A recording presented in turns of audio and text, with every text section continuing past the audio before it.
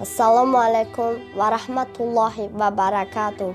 از ابو سعید خدری رضی الله عنه روایت است که میگوید مردی گفت ای رسول خدا صلی الله علیه و سلم، این بیماری هایی که به ما میرسد برای ما در وضع چه خواهد بود؟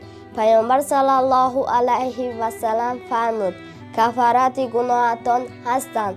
ابی ابن کعب گفته است ای رسول خدا صلی الله علیه و سلم، و گرچند شدت آن بیماری ها کم هم باشند، آن حضرت صلی الله علیه و سلم فرمودند و گرچند خار هم باشد یا دردناکتر از آن. راوی میگوید پس ابی رضی الله عنه برای خود دعا کرد که هرگز تا دم مرگ درد و علم تا دم مرگ از او جدا نشود و او را از حج و عمره و جهاد در راه خدا، نمازهای 5 گانه در جماعت محرومش نماید.